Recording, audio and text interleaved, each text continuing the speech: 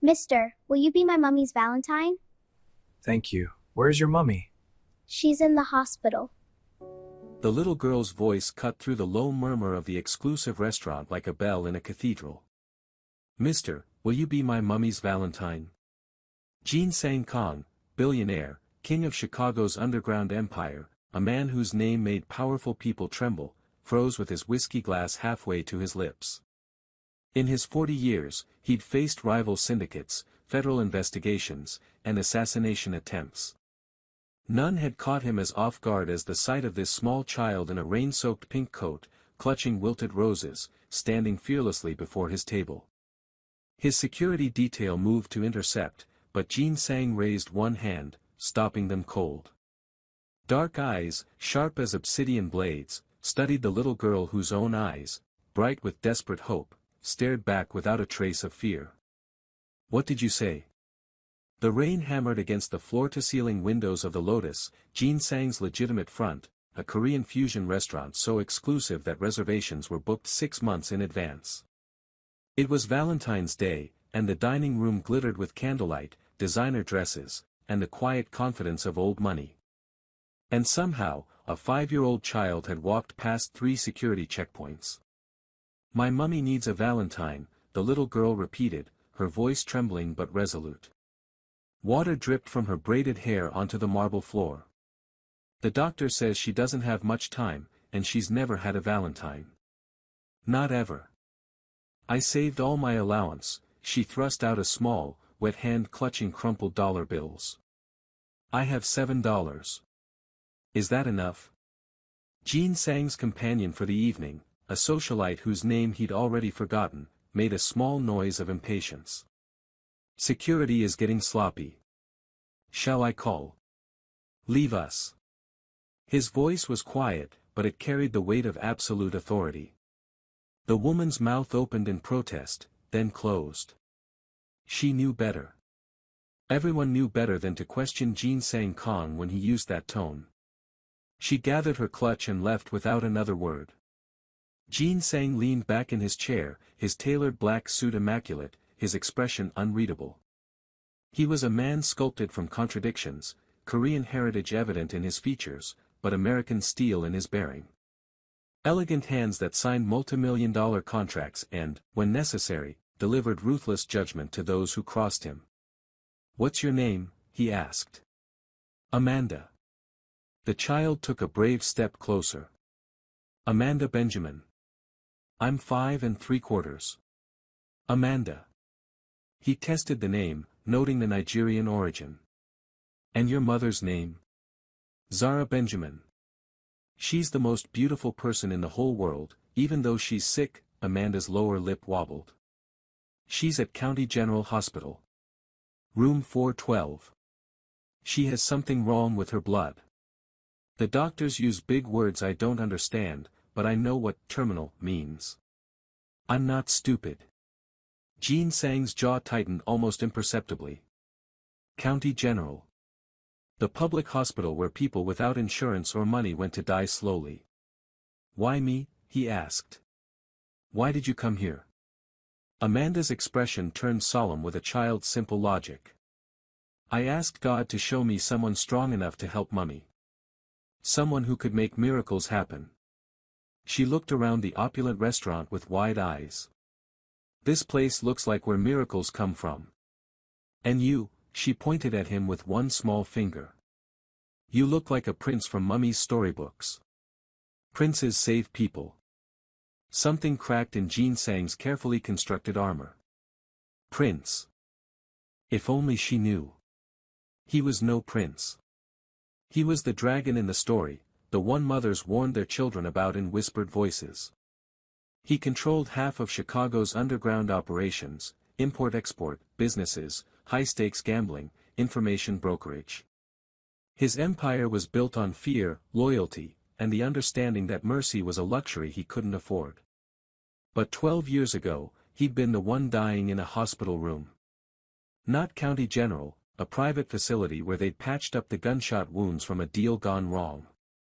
He'd been 28, new to America, and bleeding out from his own arrogance.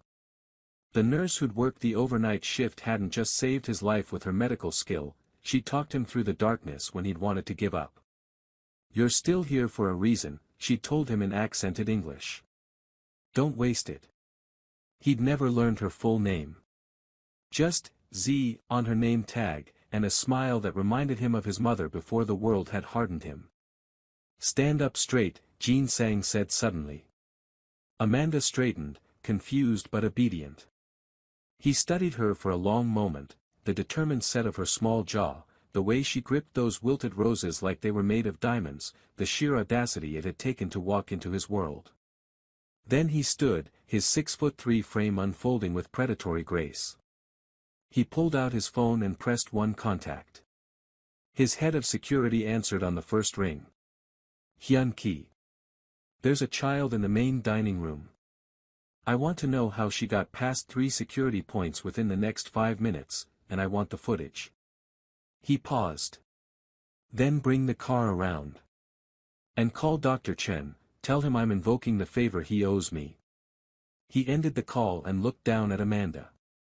"Room 412, County General." The little girl's face transformed with hope so pure it was almost painful to witness. "You'll help?" "I don't know yet," Jean Sang said honestly. "But I'm going to meet your mother.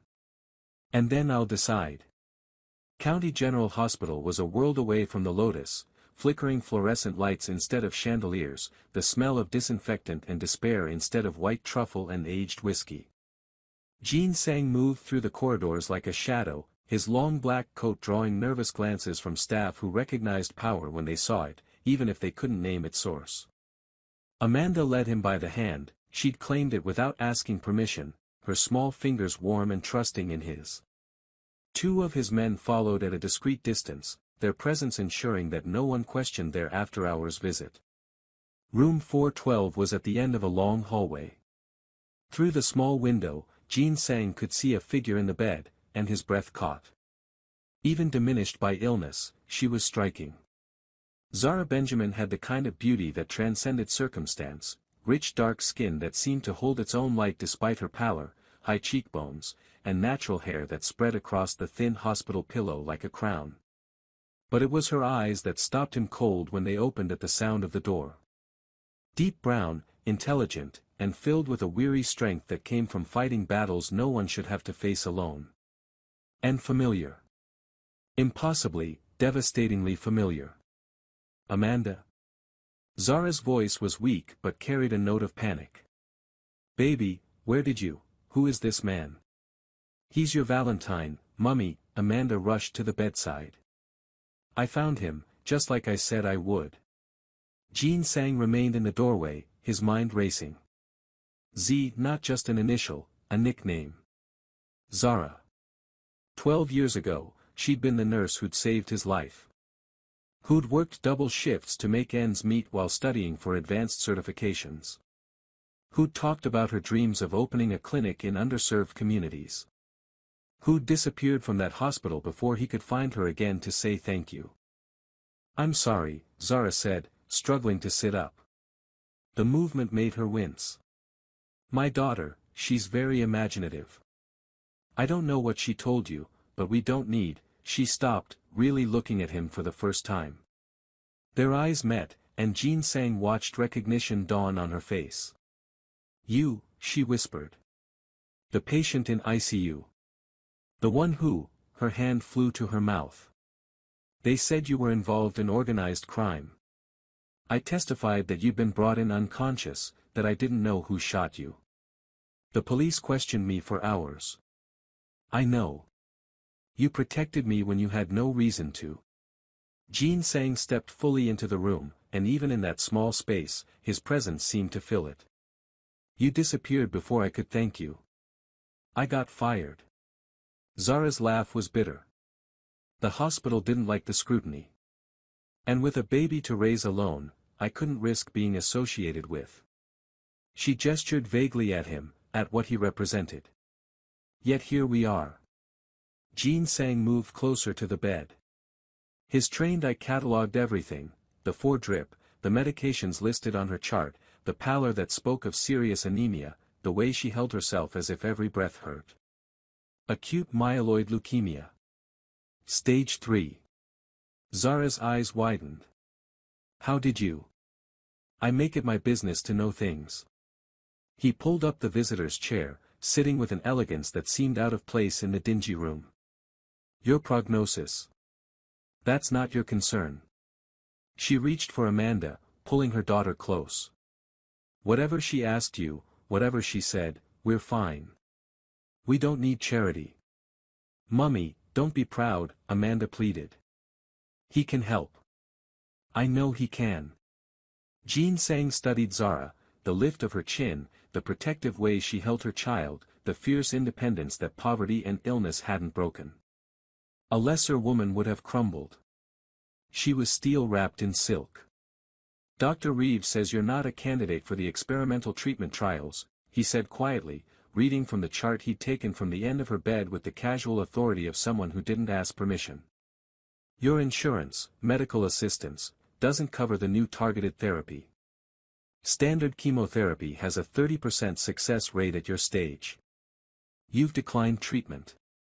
I can't leave Amanda alone while I'm sick from chemo, Zara said, her voice breaking.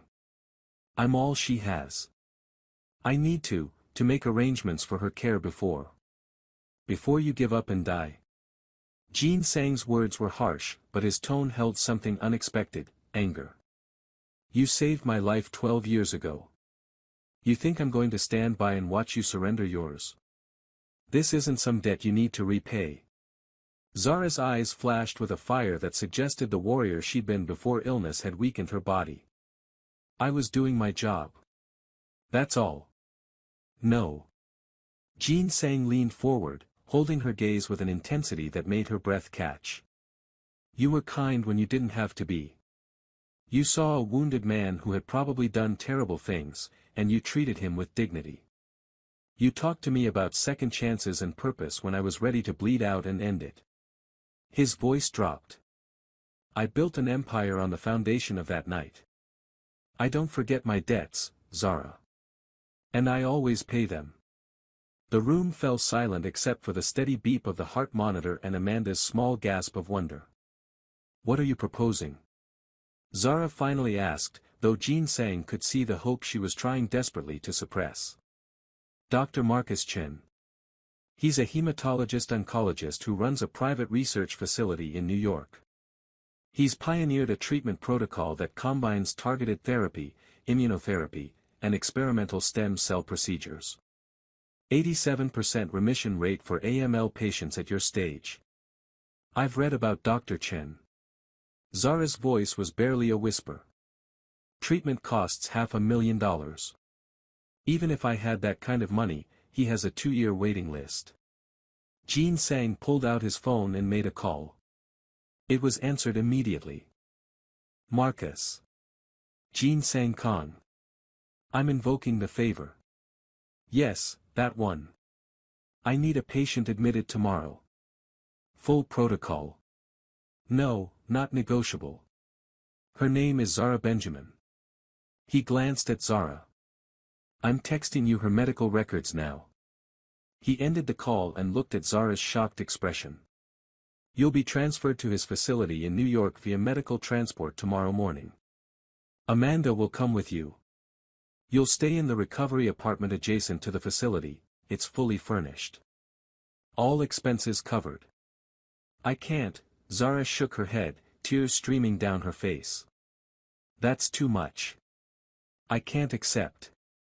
You can, and you will. Jean Sang stood, his expression brooking no argument. Because Amanda asked me to be your Valentine, and I don't do anything halfway. You saved my life once. Let me return the favor. But why? Zara searched his face, trying to understand. You don't know me. You owe me nothing. Jean Sang looked at Amanda, who was watching him with absolute trust and wonder, then back at Zara. Maybe I'm tired of only being the dragon in the story, he said quietly. Maybe I want to see what happens when the dragon tries to be the prince. Oh wow. Can you believe what's happening? If you're as hooked as I am, make sure you've liked this video. And comment below, do you think Zara should accept Jin Sang's help? What would you do? Don't go anywhere, this story is about to get even more intense. The next 6 weeks existed in a strange suspension of reality.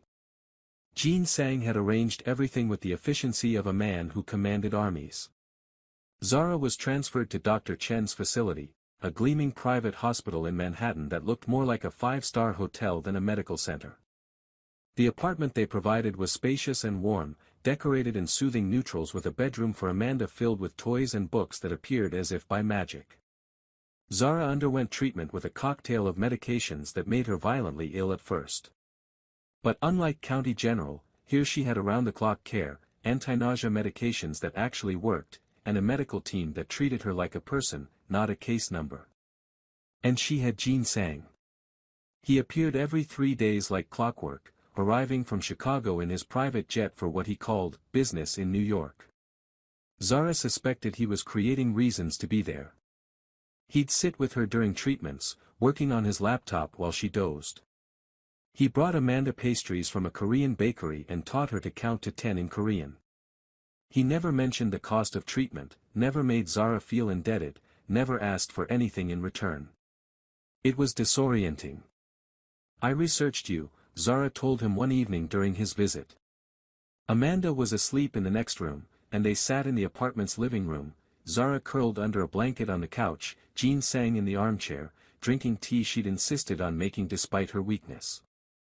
I'd be disappointed if you hadn't. Jin Sang's lips quirked. What did you find?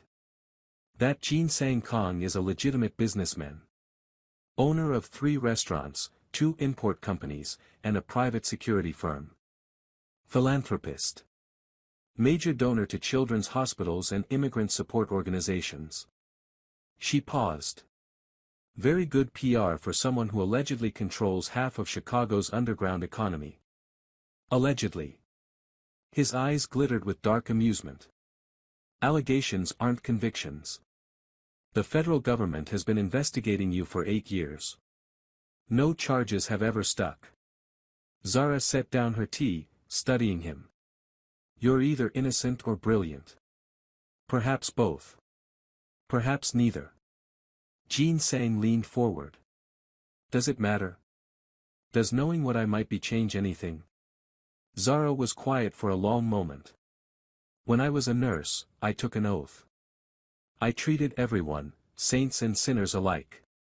I didn't judge, I healed. She met his eyes. But this is different. You're not my patient anymore. I don't even know what you are. I'm the man who's falling in love with you. The words hung in the air between them, stunning in their simplicity. Zara's breath caught. You can't, we barely know each other. I know that you sing to Amanda when you think no one's listening. I know you refuse to take pain medication because you want to stay alert for your daughter. I know you read mystery novels and drink your coffee with too much sugar and you cry during the sad parts of movies but pretend it's allergies.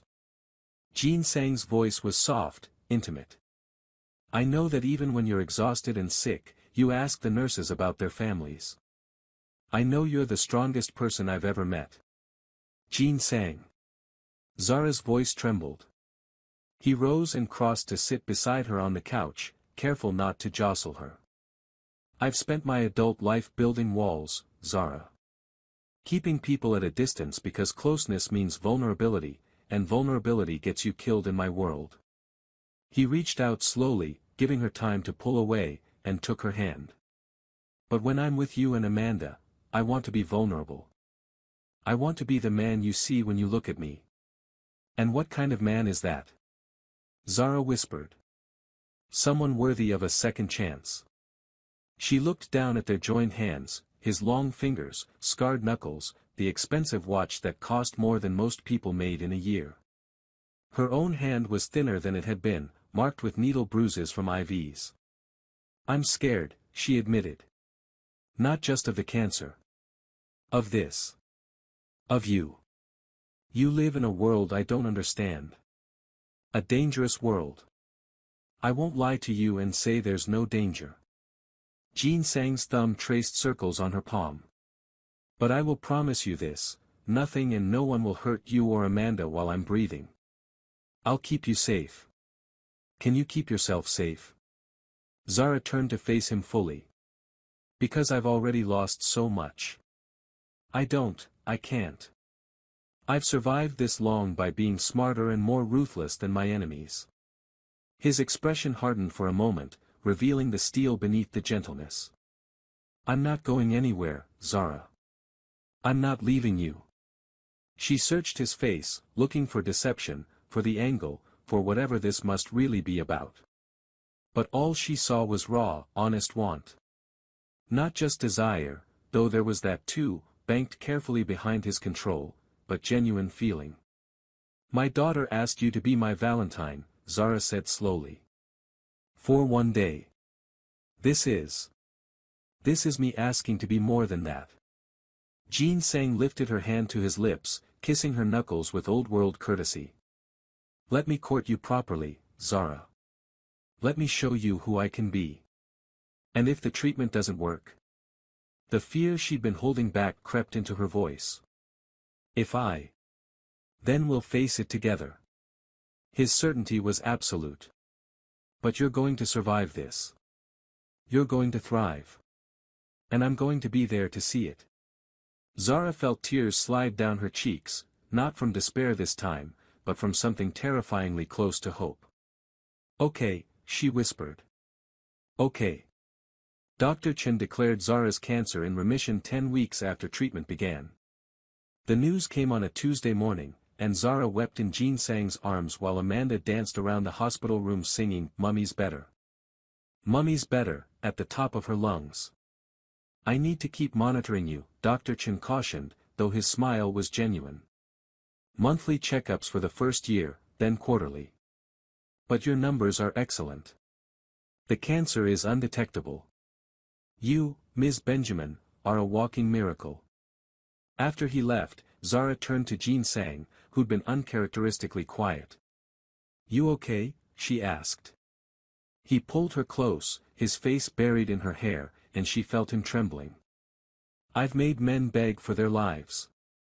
I've stared down federal prosecutors and rival syndicates. I've been shot, stabbed, and nearly blown up. His voice was rough.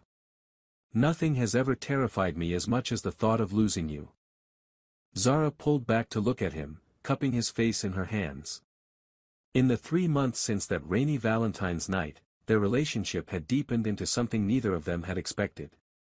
He'd courted her with patient intensity, bringing her books, sitting through Amanda's impromptu concerts, having deep conversations about everything from philosophy to their childhoods.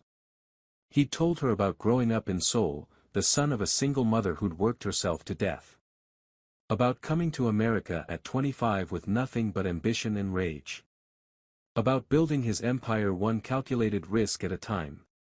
She'd told him about medical school dreams deferred by an unplanned pregnancy and an ex who'd left the moment the pregnancy test showed positive. About the joy Amanda brought despite the hardship. About the bone-deep loneliness of being strong for everyone else with no one to be strong for her.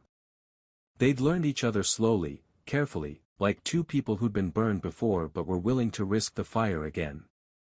You're not going to lose me, Zara said firmly. I'm right here. Jean Sang kissed her then, soft and reverent, like she was something precious. When he pulled back, his eyes held a question. Come back to Chicago with me, he said. You and Amanda. Let me set you up in a house, something safe and comfortable. Let me be part of your lives properly. Zara hesitated. As what? What would I be, Jean Sang? Whatever you want to be. He took her hands. Friend. Partner. Eventually, if you'll have me, more. People will talk. A Korean man and a black woman. Let them talk. His expression was fierce. I don't give a damn about other people's opinions. Your business associates might not. They'll respect my choices or find themselves without my business. Jean Sang's tone made it clear this wasn't up for debate. Zara, I've spent my life playing by rules set by fear and tradition. But with you, I want to make my own rules. Zara thought of County General Hospital, of her studio apartment in a neighborhood where she was afraid to let Amanda play outside, of the bills that had crushed her even before the diagnosis. Then she thought of Amanda's laughter as Jin Sang taught her Korean phrases. Of the feeling of safety when he was near. Of the way her heart had started to heal in ways that had nothing to do with cancer treatment. Okay, she said. We'll come to Chicago. The house Jin Sang had prepared was in Lincoln Park, a stunning Victorian brownstone with a garden where Amanda could play, a library that made Zara gasp with delight, and enough space that they wouldn't feel on top of each other. It's too much, Zara protested, even as she ran her fingers over the built-in bookshelves. It's perfect, Jin Sang countered. And it's secure. Gated, alarm system, cameras. My men patrol the neighborhood. The reminder of his other life sent a small chill through her. Jin Sang, I need to know, what exactly do you do? The real answer. He'd been expecting this question. Come with me. He led her to his study, a room he told her was his alone, and closed the door. From a safe hidden behind a painting, he pulled out a folder. This is who I am, he said, handing it to her. I won't lie to you anymore, not even by omission. Zara opened the folder. Inside were documents detailing shell corporations, offshore accounts, and a complex web of legitimate and illegitimate businesses. Import-export companies that moved everything from Korean goods to less legal merchandise. The security firm that provided protection, and intimidation. Investments in nightclubs and gambling establishments. Nothing explicitly illegal, but clear implications of a vast network operating in gray areas and darker. I've never killed anyone who didn't come for me first, Jin Sang said quietly. I don't deal in drugs or human trafficking, those are lines I won't cross. But I'm not a good man, Zara. I operate outside the law when the law doesn't serve my purposes. I have enemies. I've hurt people who threatened what's mine. Zara set down the folder, processing. Have you ever lied to me? No. Do you plan to? Never. Will Amanda be safe in your world? I'll die before I let anything happen to her. Or you. His certainty was absolute. Zara took a shaky breath. I should be horrified. I should take my daughter and run. But you're not going to. It wasn't a question. No, she admitted. Because I've seen who you are when you think no one's looking. I've watched you with Amanda. I've seen your kindness and your grief and your hope. She stepped closer to him. Whatever you've done, whatever you are, I see the man trying to be better. And that's the man I'm choosing. Jin Sang exhaled like she'd released him from a prison. I don't deserve you. Probably not, Zara agreed with a small smile. But you're stuck with me anyway. He kissed her then, not soft and reverent this time, but deep and claiming, like a man who'd been holding back and finally had permission to feel. When they broke apart, both were breathing hard. Marry me, Jin Sang said. Zara laughed, a little breathless. We've known each other for 4 months. I knew the night I met you. He pulled a box from his pocket, he'd been carrying it for weeks, waiting for the right moment. Inside was a ring, a simple, elegant band with a single diamond. I know this is fast. I know you need time. But I also know what I want, and I want you. You and Amanda. A family. A life that's about more than survival and strategy. Zara stared at the ring, her heart pounding. Every rational part of her brain screamed that this was too much, too fast, too dangerous. But she'd been rational her whole life. She'd been careful and practical, and it had left her alone and dying in a county hospital. Jin Sang Kong was dangerous and complicated and probably a terrible choice. He was also the man who'd moved heaven and earth to save her. Who'd sat by her bedside during chemotherapy. Who'd made her daughter laugh and given her hope when she'd had none. Yes, she heard herself say. Yes, I'll marry you. They married quietly 6 months later in a small ceremony at the brownstone. Amanda was the flower girl, wearing a pink dress and scattering rose petals with solemn importance. Dr. Chen attended, along with a handful of Jean Sang's most trusted associates and a few of Zara's nursing school friends who'd found their way back into her life. Jean Sang's mother did not attend. Mrs. Kong had made her opinion brutally clear when Jean Sang had informed her of the engagement. The phone call had been in Korean, but Zara had heard the anger through the door of Jean Sang's study. "She'll come around," Jean Sang had said afterward, though his expression was tight. "And if she doesn't?" Zara had asked. "Then she doesn't." He'd pulled her close. "You and Amanda, you're my family now. That's what matters." But Zara could see the hurt beneath his certainty. Family mattered in Korean culture, she'd learned. Filial piety, respect for parents, these weren't casual suggestions but deep-rooted values. She'd cost him his mother's approval, and that knowledge sat heavy in her chest. Still, their wedding day was beautiful. Jean Sang wore a traditional hanbok in deep blue and silver, then changed into a western suit for the reception. Zara wore a simple white dress that made her feel like a bride from the romance novels she devoured as a girl. When they said their vows, Jean Sang spoke in English and Korean, promising to cherish and protect her until his last breath. Zara promised to stand by him in light and darkness, to be his partner in all things.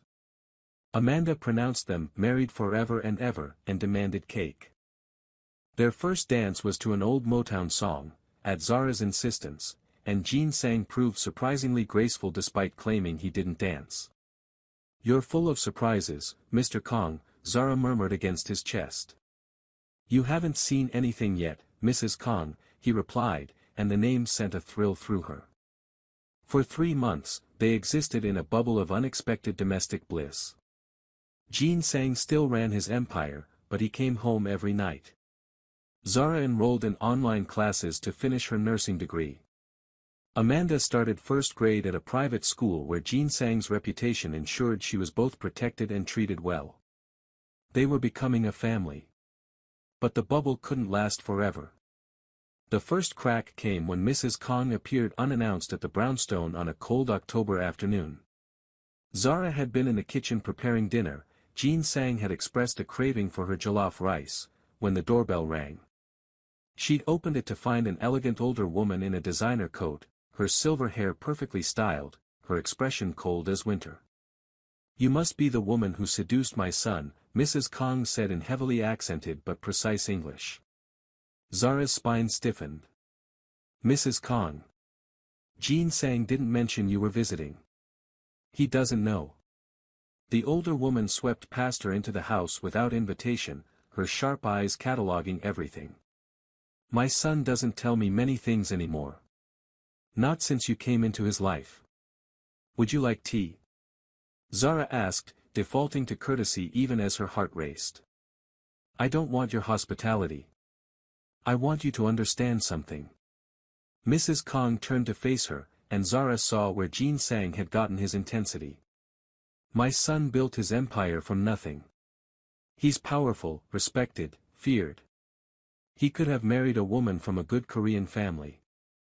Someone who understands his world, his culture. Instead, he chose me," Zara said quietly.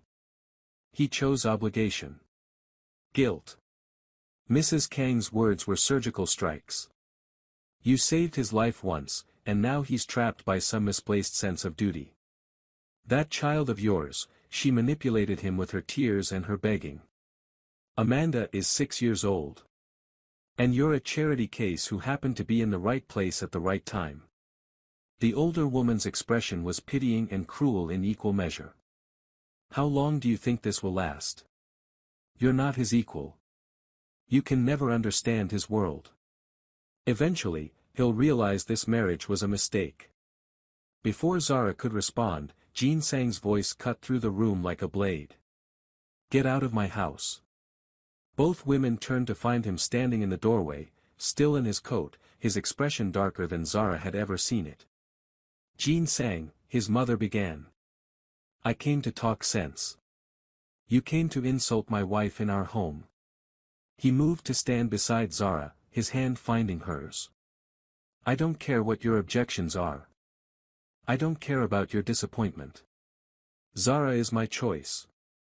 Amanda is my daughter now. If you can't respect that, you're not welcome here.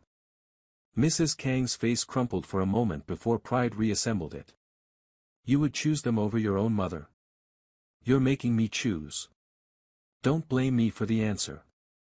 Jin Sang's voice was hard. I love you, Iyama. But I won't let you poison my family with your prejudice. Family? Mrs. Kang's laugh was bitter. This isn't a family. This is a fantasy that will fall apart the moment reality intrudes. You think you can play house with this woman? You think your enemies won't see her as weakness? You've put her in danger with your selfishness. That's my concern, not yours. Everything you are, you owe to me. Mrs. Kang's composure finally cracked. I sacrificed everything to give you opportunities. I worked myself to exhaustion. And this is how you repay me. By throwing away your heritage for the woman I love. Yes. Jin Sang's grip on Zara's hand tightened. I'm grateful for everything you did. But my life is my own. My choices are my own. Mrs. Kang drew herself up, dignity settling over her like armor. Then you've made your choice. Don't come to me when this falls apart. She left without another word, the door closing behind her with terrible finality. Jin Sang stood frozen for a moment, then his shoulders sagged. Zara pulled him into her arms, feeling him tremble. I'm sorry, she whispered. I'm so sorry. Don't apologize for being who you are. He pulled back to look at her, and his eyes were haunted. She's wrong about everything except one thing. What's that? My enemies will see you as weakness. As leverage. His jaw clenched. I've put you and Amanda in danger just by loving you. Maybe that was selfish. Jin Sang. I need to make sure you're protected. Really protected. His mind was already working, shifting into the strategic mode that had kept him alive in a dangerous world. More security. Different protocols. I need to. Zara cupped his face, forcing him to meet her eyes. I knew the risks when I married you. I'm not fragile, and I'm not going to run at the first sign of trouble. We're in this together, remember? You're braver than I deserve. Then deserve me, she said fiercely. Be the man I believe you are. The man Amanda believes you are. He kissed her then, desperate and grateful, and Zara held him tight, knowing that the easy part of their love story was over. Now came the part where they fought to keep it. The threat came 3 weeks later. Jin Sang had been in a meeting with his security chief when Hyun Ki's phone had buzzed with an alert. The color had drained from the man's face as he looked at the screen. What? Jin Sang demanded. The school. Amanda. Jin Sang didn't wait to hear more. He was moving before conscious thought, his heart a drumbeat of terror. He'd made calls from the car, to the school, to his men, to Zara. By the time he arrived at the private academy, police cars were already there, along with 3 of his own vehicles. He found Zara in the principal's office, holding a shaking Amanda. What happened?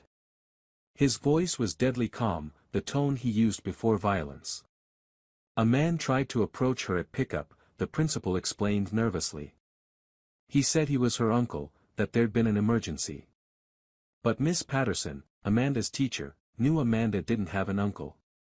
She refused to release her and called security. The man fled.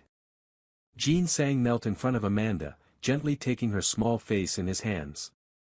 Are you hurt, sweetheart? He scared me, Amanda whispered. He knew my name. He said Mummy was sick again and I needed to come with him.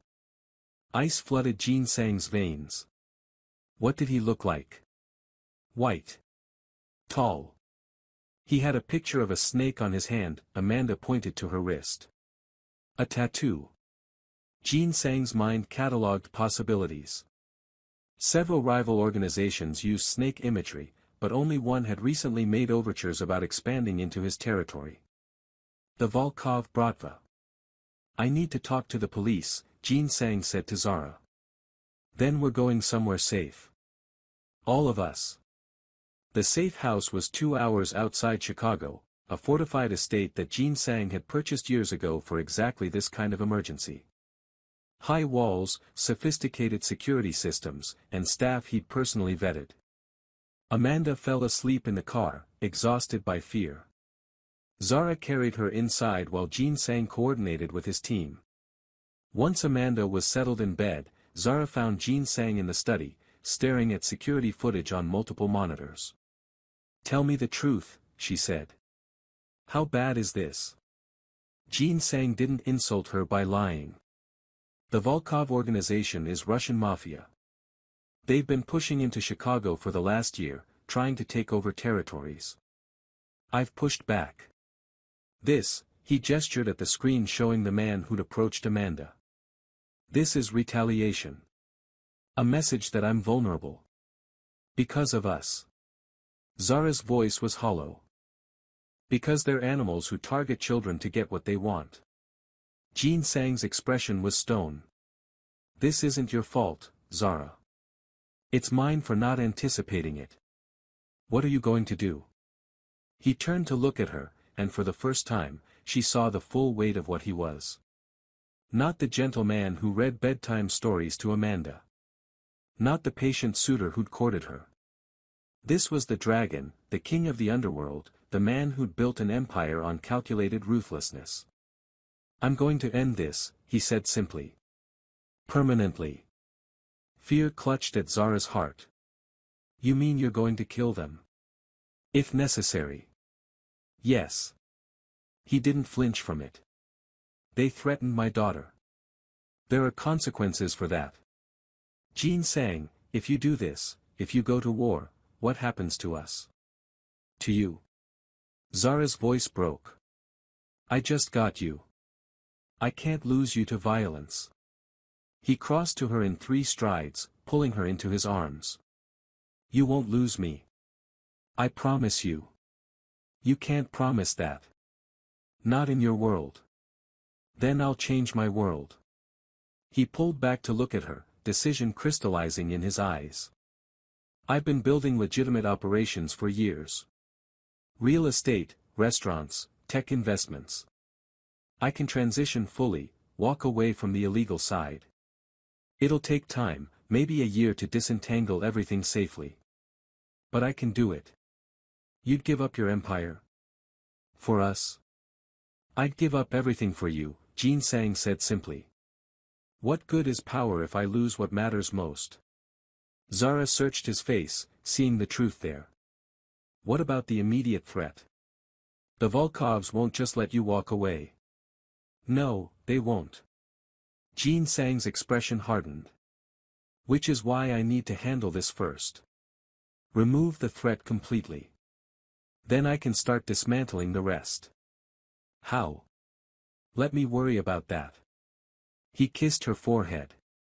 I need you to trust me. Stay here with Amanda. My best men are guarding you.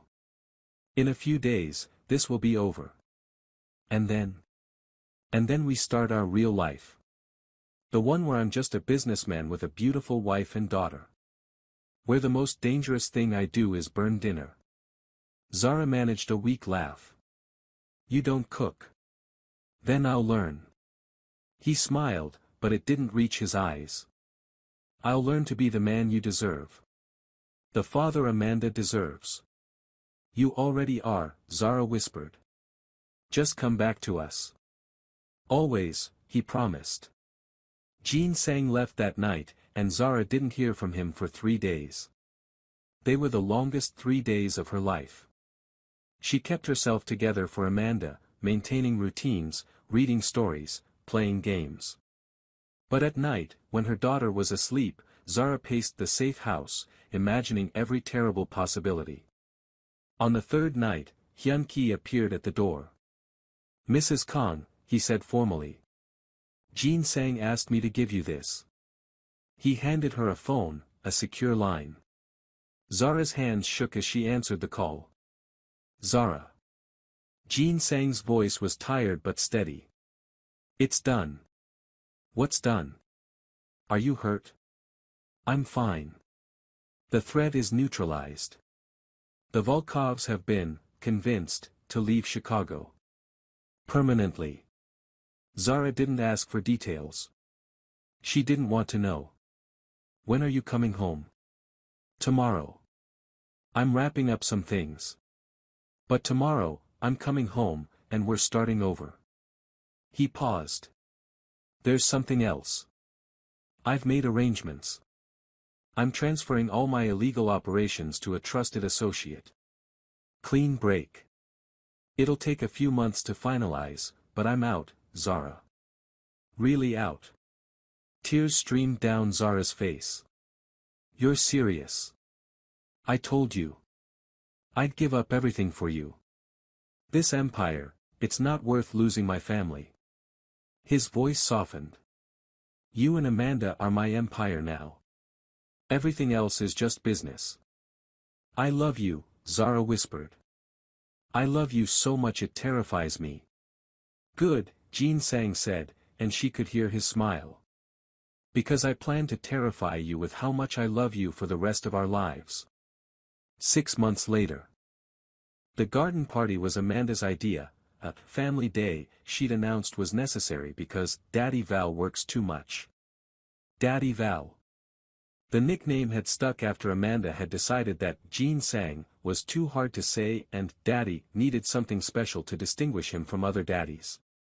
Now, Jin Sang stood in the backyard of their brownstone, watching Amanda chase butterflies while Zara set out food on the picnic table. His mother stood beside him, her presence still somewhat awkward but genuine. Mrs. Kong had reached out 2 months ago with a tentative olive branch.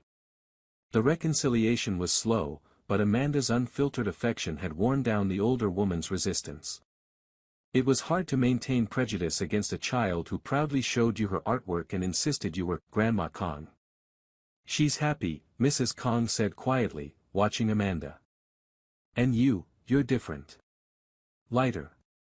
I'm legitimate now, Jin Sang said. Completely. Every business above board. I even filed taxes that made my accountant cry with joy.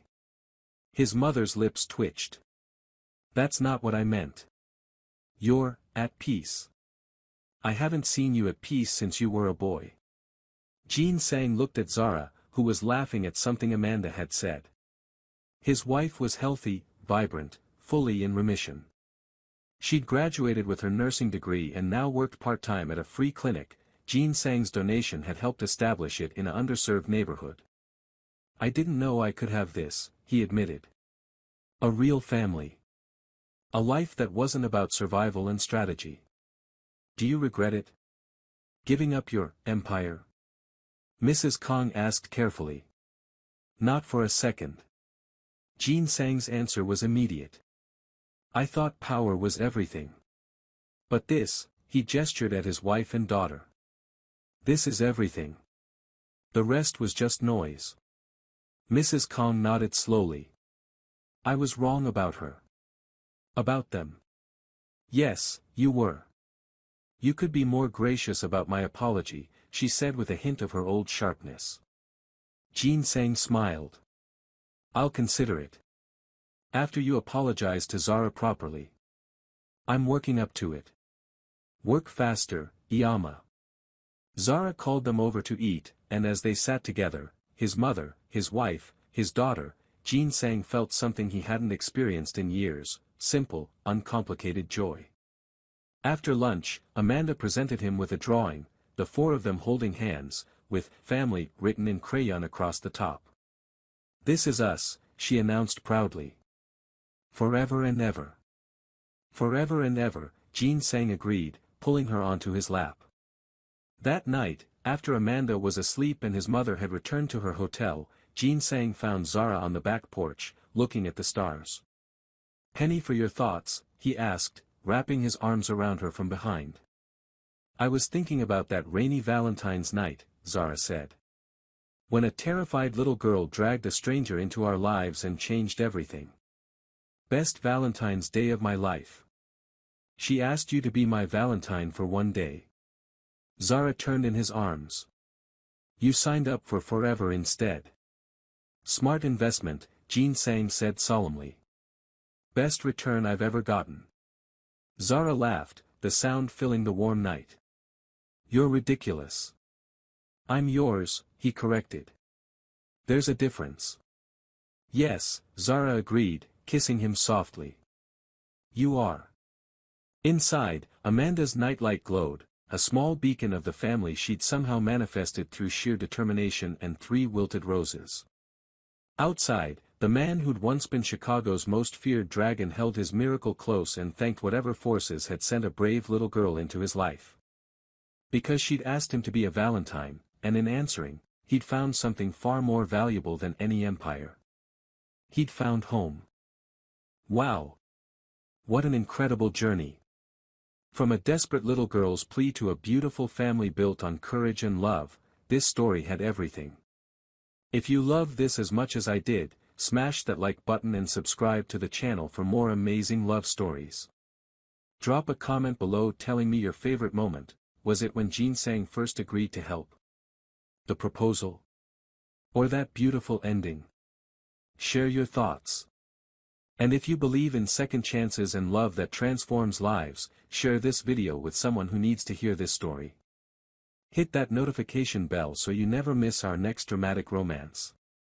Until next time, keep believing in love, keep being courageous, and remember, sometimes the most unlikely connections create the most beautiful families. See you in the next story.